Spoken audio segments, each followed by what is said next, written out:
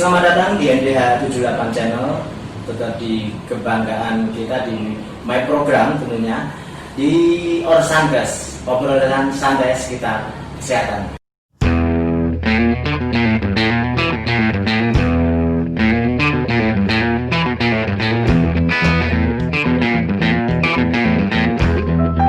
Tentunya masih bersama saya Enggi Handianto. Tetap pantengin terus ya guys. Nanti di sini saya ditemani oleh narasumber yang memang terpercaya. Beliau seorang dokter yang akan memandu kita atau menjelaskan tentang salah satu penyakit nanti yang kita bahas di sini di obrolan santai kita guys. So, please welcome. A few moments later. Dokter Dila. Selamat datang Dokter Dila. Gimana kabarnya? Ya, alhamdulillah Pak. Sehat? Terus di pandemi ini gimana? Aman juga? Ya, alhamdulillah sih Pak, aman. Aman ya? Iya.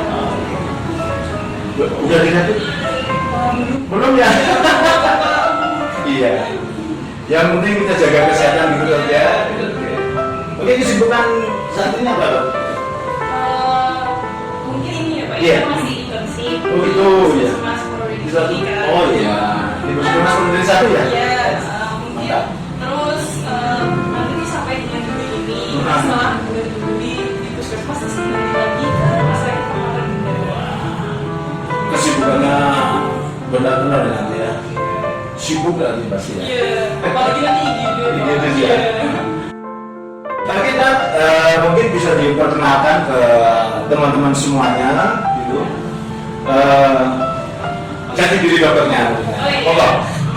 Perkenalkan nama saya Dr. Fadila Rahma, bisa dipanggil Dr. Dila. Saya berasal dari Universitas Islam Sultan Agung.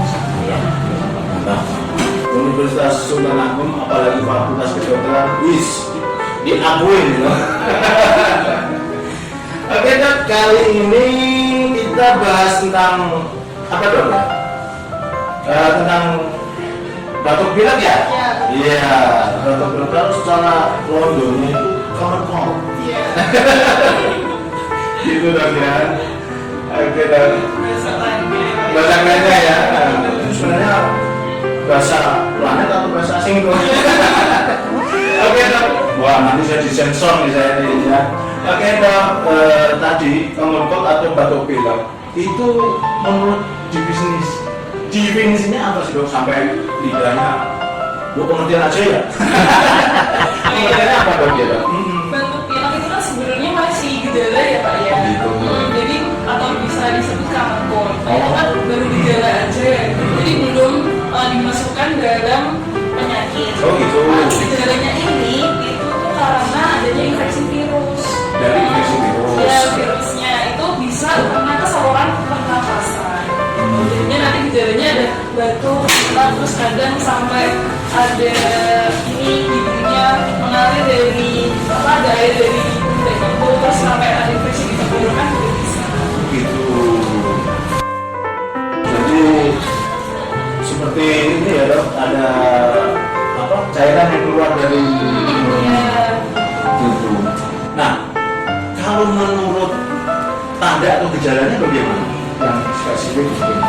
Yang biar teman-teman semuanya bisa paham gitu. Biasanya itu kalau batuk atau pilek atau common cold itu sendiri ya biasanya itu tuh ada masa inkubasinya sekitar 2 sampai 3 hari.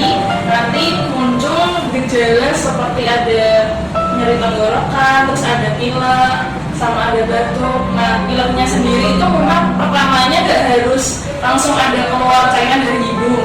Nah, pertamanya mungkin bisa hidungnya tersebar dulu salah satu. Misalnya ada yang kanan dulu, baru kiri gitu. Nah, kemudian nanti kalau sudah sampai parah sekitar 2 atau 3 hari setelahnya, kemungkinan bisa nanti muncul sampai keluar cairan dari hidung kayak gitu. Nah, saya pernah dengar nih, apakah apa itu selesma itu terus jadi kronis atau pneumonia? Sebenarnya kalau nama lainnya common cold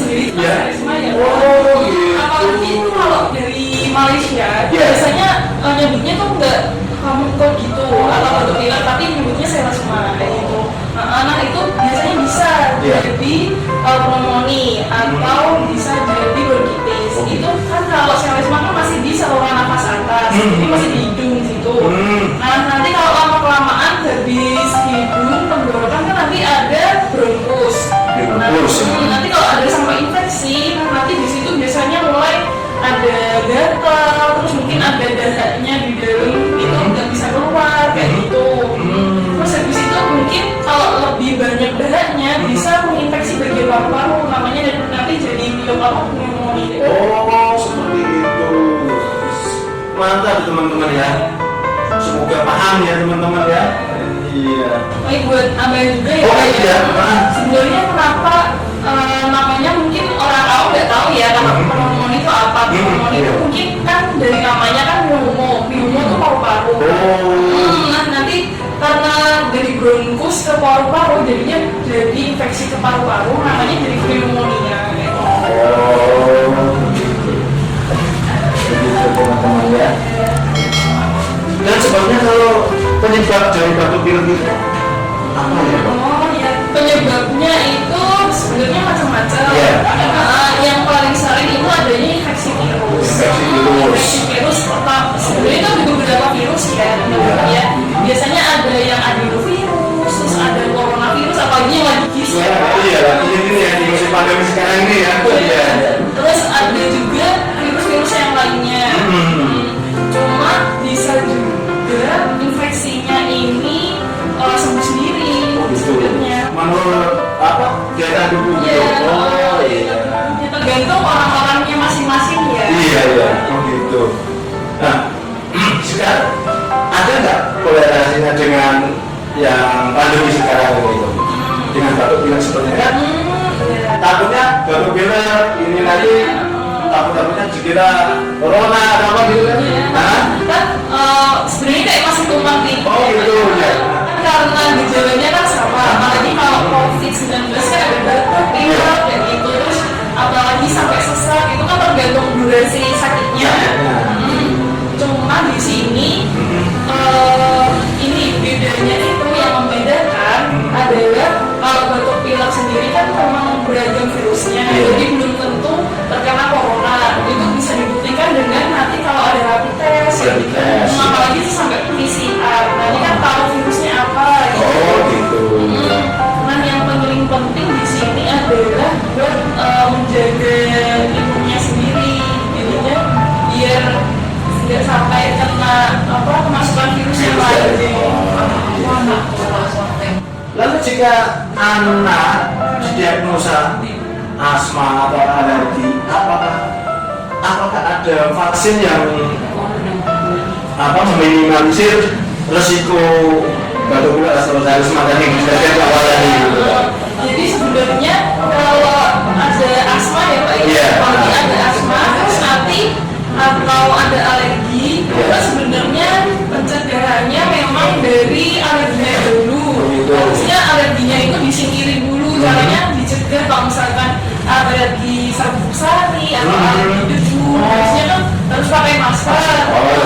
Terus kalau enggak, kalau gejalanya itu semakin berat, asmanya kan harus sering-sering pakai obat sampel juga. Terus kalau semisal ada vaksin atau tidaknya itu, sebenarnya vaksinnya sendiri itu untuk selesma atau batuk pilek itu nggak ada. Oh gitu. Tapi kalau flu kan nanti kan ada influenza. Iya. Itu ada ada vaksinnya khusus flu aja. Tapi kalau untuk yang selesma itu memang sama flu gejalanya beda. Yang lebih berat itu influenzanya. Soalnya kadang ada demam agak tinggi. Oh iya. Tadi menyinggung sedikit ini berarti pengobatannya batuk pilek sendiri tadi gimana Pak? Oh kalau batuk pilek sendiri ya? Iya. Batuk pileknya kan memang agak lebih ringan dibanding sama influenza atau selesma. Influenza sama selesma itu beda. Yang selesma yang batuk pilek ya. Nah kalau batuk pilek sendiri itu sebenarnya tidak harus pakai obat. Sebenarnya bisa dikompres dulu atau banyak-banyak minum air putih hangat, itu bisa. Terus tetap jaga pola makan, jangan sampai makan makanan yang seperti ada pedes, makan jajanan yang apa kayak gorengan, kayak gitu nggak bisa dihindari. Hindari dulu teman-teman ya. Jadi tidak ada yang spesial khusus gitu ya, karena kalau menurut yang saya tangkap nih dok ya, berarti itu juga mengandalkan sistem kekebalan tubuh. Iya. Gitu ya. Oh iya. Nah, bedanya kalau saya sepakat tadi kekebalan tubuh, influenza sendiri itu sebenarnya juga bisa kekebalan tubuh. Iya. Cuma karena ada demamnya yang agak tinggi, itu sebenarnya bisa pakai penurun panas. Misalnya kayak paracetamol kayak gitu. Tapi jangan lupa harus ikut anjuran dokter kalau bisa periksa ke dokter. Berarti kalau yang pernah saya dengar berarti pengobatan secara simptomatis gitu ya? Iya, sesuai sama gejalanya. Itu sesuai gejalanya. Nah makanya teman-teman jangan minum obat sembarangan. Harus tadi ya ikutin arahan dokter itu pasti yang paling aman gitu. Jadi kan kita ya kan nggak tahu didiagnosa apa, bukan begitu ya dok? Iya. Lalu dok, nah tadi dokter bilang ada yang suhu tambah tinggi gitu ya. Jika anak demam itu dok ya, pada suhu 37 derajat plus level, boleh nggak ya kira kalau dikasih paracetamol gitu? Iya. Biasanya itu kalau dari anak demamnya itu ya Pak ya, kita tambah rewel. Nah rewel sendiri mungkin penyebabnya bukan karena ini adanya sakit atau gimana, mungkin karena pertama kurang asupan makanan. Jadinya kan anak ingin tambah makanan yang lain, misalnya kalau asinya nggak tercukupi kayak gitu kan harus pinter-pinternya ibu ya kalau mau perah asi yang lebih banyak kayak gitu, terus penyimpanannya gimana di kulkas kayak gitu. Terus kalau bisa sih itu kan suhunya masih 37 derajat, belum sampai 38. Sebenarnya nggak harus dikasih paracetamol dulu. Kalau bisa masih dikompres tangan aja, terus banyak minum atau banyak makan, insya Allah nanti bisa turun. Turun dengan sendirinya. Apalagi ditambah juga nanti situ kekebalan tubuhnya. Itu penting sekali. Iya. Nah, asik banget nih kita ngobrol sama dokter Dila ya. Dokter Dila ya. Iya, panggilnya dokter Dila. Mantap pokoknya teman-teman. Nah ini juga dok, apakah demam itu bisa berpotensi kejang ya? Yang ini kan ada kaitannya juga dengan flu ya. Gitu biasanya tadi dibilang ada demam, gitu ada panas, nah, gitu. Itu bisa berpotensi kejang nggak pada kira-kira? Kalau misalkan berpotensi kejang tuh sebenarnya bisa. Oh gitu. Tapi tergantung demamnya suhunya berapa. Dan kalau di rumah sih sebaiknya punya termometer buat jaga-jaga supaya nggak terjadi kejang. Nah apalagi kalau suhunya sampai ke lebih dari 40 itu potensi kejangnya tinggi. Cuman dari 4 sampai 7 dari 100 anak itu kemungkinan kejangnya bisa, tapi 90% anak itu tidak mengalami kejang seperti itu. Jadi insya Allah masih aman ya, yang penting tetap jaga imunitasnya. Mantap teman-teman. Tapi yang penting lagi ya Pak ya, apalagi kalau orang tuanya punya riwayat kejang, kemungkinan menurun ke anak masih bisa. Bisa ya kalau seperti itu. Berarti apa disebut penyakit keturunan itu? Iya, keturunan masih bisa. Oh gitu. Nah itu teman-teman berarti sambil koreksi diri, pernah nggak kita kejang gitu berarti ya?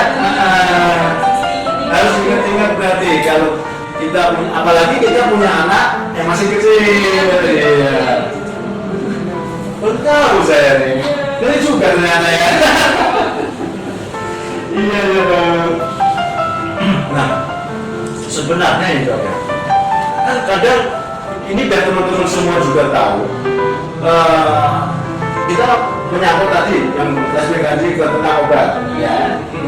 Kadang ada yang sering memakai antibiotik, nah ya kan, betul kan ya. Nah itu apakah dianjurkan atau gimana dok? Kalau pemberian antibiotik ya Pak, itu sebenarnya antibiotik sendiri kan obat untuk membunuh bakteri. Jadi kalau selain bakteri itu tidak boleh pakai antibiotik. Nah kecuali kalau misalkan ada batuk pilek sampai ini warna dari batuknya sampai warnanya hijau, kadang sampai sampai kuning kehijauan itu perlu pakai antibiotik. Iya. Tapi harus dengan resep dokter, tidak boleh beli sendiri. Iya. Nah, tapi kalau semisal masih putih darahnya gitu ya Pak, Iya, ya terus iya. masih kadang pileknya masih airnya itu air pileknya masih putih juga bening, itu sebaiknya memang nggak usah pakai antibiotik bisa. Berarti tetap aja yang standar aja ya. Iya. Terus apalagi antibiotik itu biasanya kalau bisa dipakai kalau pas luka. Misalnya kalau pas luka itu mesti kena infeksi dari luar. Makanya teman-teman, antibiotik itu tidak sembarangan ya, harus tetap pakai anjuran dokter juga gitu ya. Nah, makanya ini biar menjadi pengetahuan buat teman-teman semuanya yang di sana ya, bahwa kita kadang kan dikit-dikit antibiotik, dikit-dikit antibiotik gitu kan ya. Nah, iya, saya pernah dengar kalau misal kita dikasih obat yang ada kan ada antibiotiknya, katanya kan kalau kita tidak minum sampai habis bisa resisten gitu ya dok. Iya benar. Oh, gitu. Soalnya gini Pak, kalau semisal ada dikasih antibiotik ya Pak, itu Iya. tapi harus dengan resep dokter ya. Iya. Nah itu harus dihabiskan. Oh gitu. Kalau nggak habis, nanti bakterinya itu masih menumpuk di tubuh kita. Oh. Jadinya misalkan cuma minum 4 biji, padahal harusnya 10 biji. 10 biji, ya. Nah, nanti kemungkinan itu aja minumnya belum ada 50% ya. Ah, iya. 50% bakteri itu masih ada di tubuh. Di dalam tubuh kita. Gitu. Ngeri guys. Berarti nanti akhirnya tebal gitu ya dok Iya, ya? tebal. Ya. Terus dikasih obat mungkin malah besoknya Iya. nggak sembuh lagi malah ya. Iya. Wah, repot teman-teman. Nah itu teman-teman bahayanya antibiotik gitu ya. Kalau tidak sesuai anjuran dokter gitu. Lalu sebenarnya apa namanya, saat yang disarankan untuk menemui dokter. Nah, jika terjadi batuk pilek ini, yang saat bagaimana dok? Oh iya. Kan tadi mungkin tadi yang di awal-awalnya sudah panik ya. Saya kok demam boleh. Nah, bagus yang disarankan untuk menemui dokter atau periksa ke dokter itu yang pas bagaimana gitu. Apalagi kalau di zaman seperti ini ya Mas, ini pandemi coronavirus kayak gini, Iya. Pak, sebenarnya kalau periksanya itu kira-kira batuknya sudah sekitar 1 minggu sampai 2 minggu. Terus kalau semisal masih pilek aja, apalagi masih warnanya masih putih kayak gitu, itu sebenarnya bisa sembuh sendiri, nggak usah perlu ke dokter, nggak apa-apa. Yang penting jaga daya itu. Terus yang kedua, kalau semisal sampai demam tinggi, itu sebenarnya langsung diperiksa ke dokter, nggak apa-apa. Iya. Tapi yang paling penting kalau ada kejang ya, itu Iya. kejang harus diwaspadai. Kalau bisa langsung dibawa ke puskesmas bisa atau klinik terdekat. Pokoknya yang bagian kesehatan yang terdekat gitu ya, biar mendapatkan penanganannya lebih cepat gitu ya. Oh iya, ini sebenarnya mitos atau fakta sih dok? Kalau menurut ini ya, kalau diberi es gitu, ya kan? Biasanya bagaimana ya gitu ya? Itu apa mungkin tambah pileknya atau seharusnya tadi menjadi-jadi atau gimana? Itu sebenarnya mitos atau fakta sih dok? Kalau seperti itu yang Ya benar? itu kan memang ada kebanyakan orang yang bilang kalau dikasih es waktu batuk pilek Iya. bakal sembuh. Ah. Padahal itu sebenarnya mitos. Oh, Ya. gitu.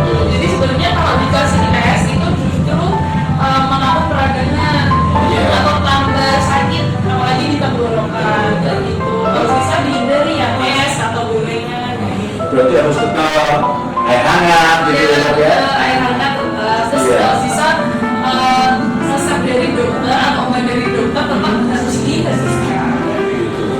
Nah ini juga pernah dengar juga nih.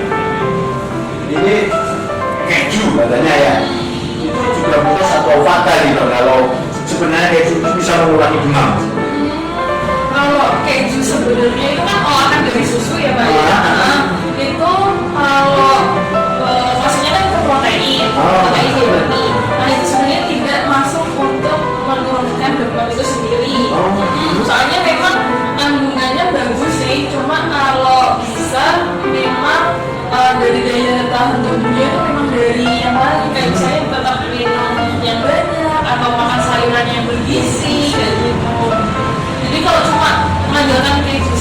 nggak bisa, apalagi kalau demamnya lebih dari 40 derajat atau 38 derajat. Nah itu sebenarnya kalau misalkan ke dokter nanti dokter dikasih obat dari dokter.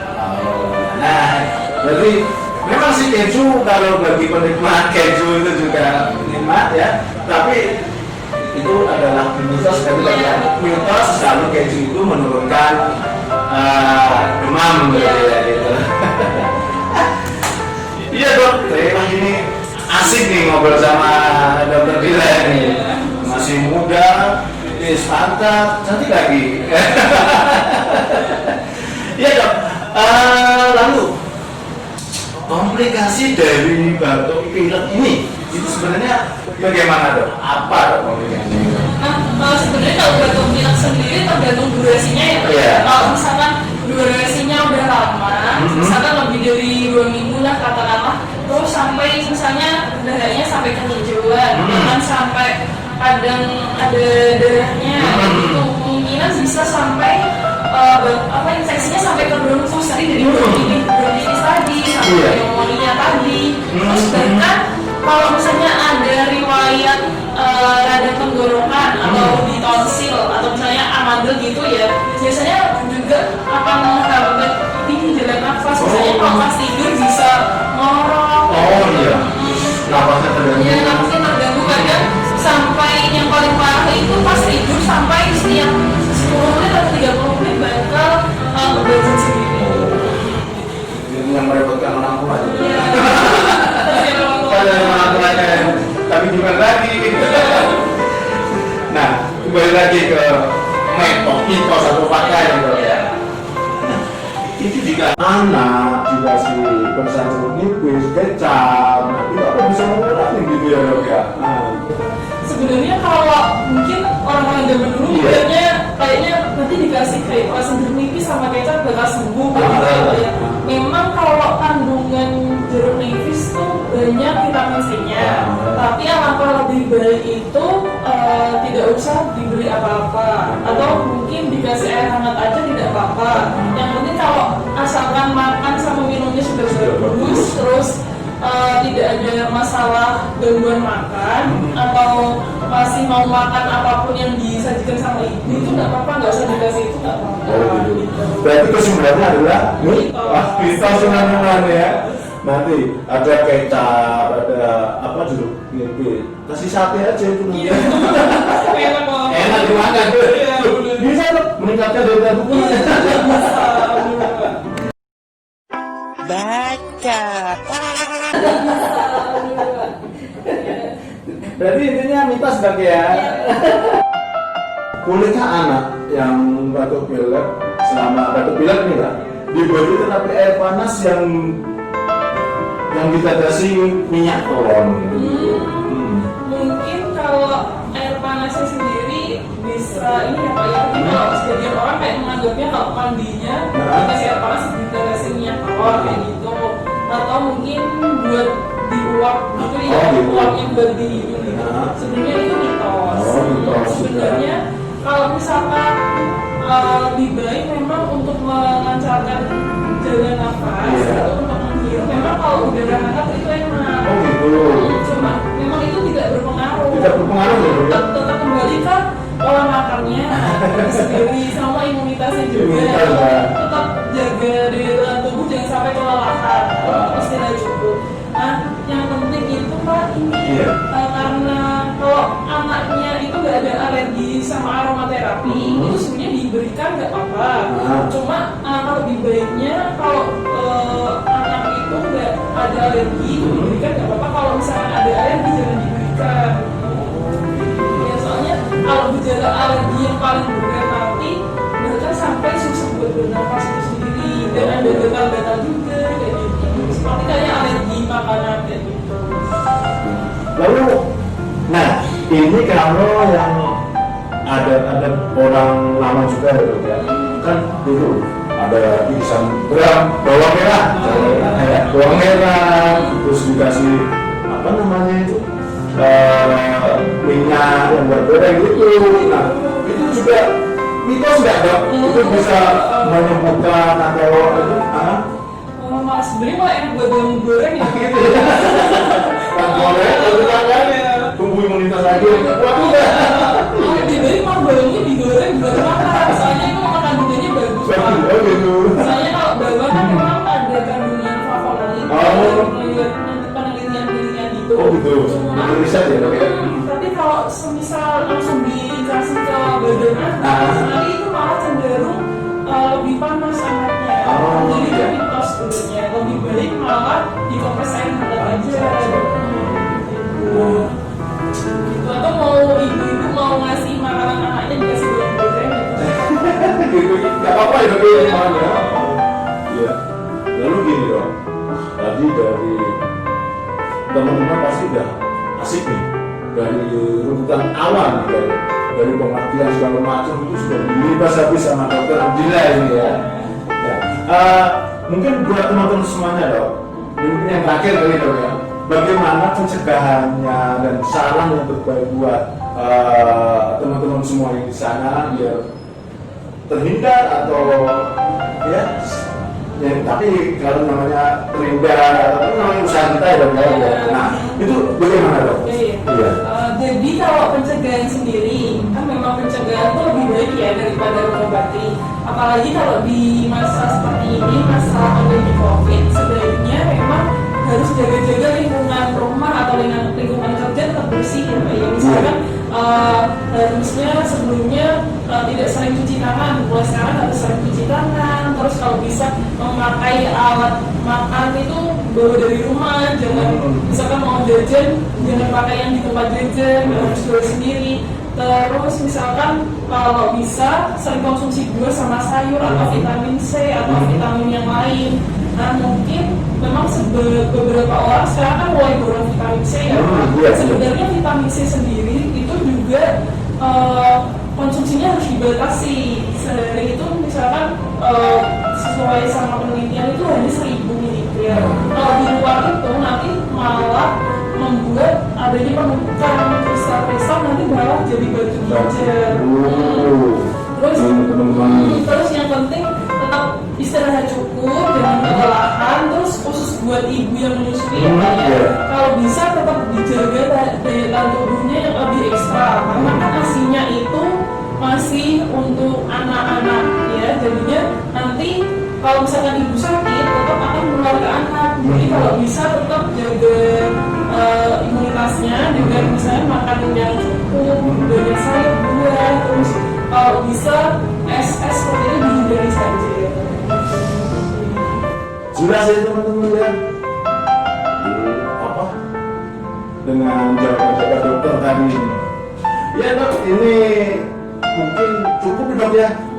Ya, semuanya udah dijelaskan dokter dari awal sampai terakhir tadi.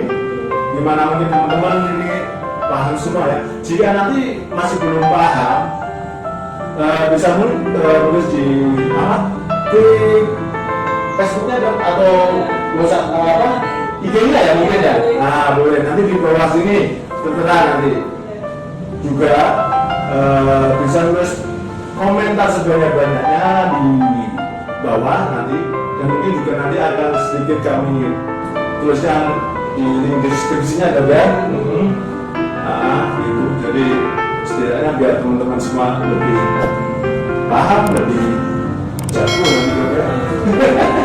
Biar semua orang Indonesia ini sehat karena kalau kita sehat semua, melakukan pekerjaan apapun akan semangat ya. Iya. Iya dok, saya ucapkan terima kasih banyak dok. Ini telah meluangkan waktunya, dokternya lagi sibuk ini, meluangkan waktunya untuk obrolan santai kita dari. Nggak apa-apa ya betul. Nah, next time kalau mungkin kita ada sebagai narasumber lagi itu dok. Oh boleh ya. Kalau bisa, kalau semisal pasien berkunjung ke tenaga kesehatan, kalau bisa dokter diutamakan kejujurannya, karena apalagi di zaman sekarang ini kalau pasien berbohong, otomatis nanti tenaga kesehatan akan sakit dan tidak akan memeriksa pasien semua gitu. Ya, nah apalagi di saat pandemi COVID-19 ini ya dok ya, protokol kesehatan tetap harus diutamakan. Pemerintah sudah berjuang mati-matian ini dok ya. Kita sebagai warga harus juga ikut mematuhinya dong. Ya, pakai masker. Apalagi sekarang ini pandeminya semakin meningkat ya dok. Aduh, ngeri banget pokoknya. Oke, sekali lagi makasih dokter atas waktu ini yang diluangkan banget ini buat kita. Semoga video kali ini bermanfaat bagi teman-teman semuanya gitu kan ya. Oke. Assalamualaikum warahmatullahi wabarakatuh. Sampai berjumpa kembali.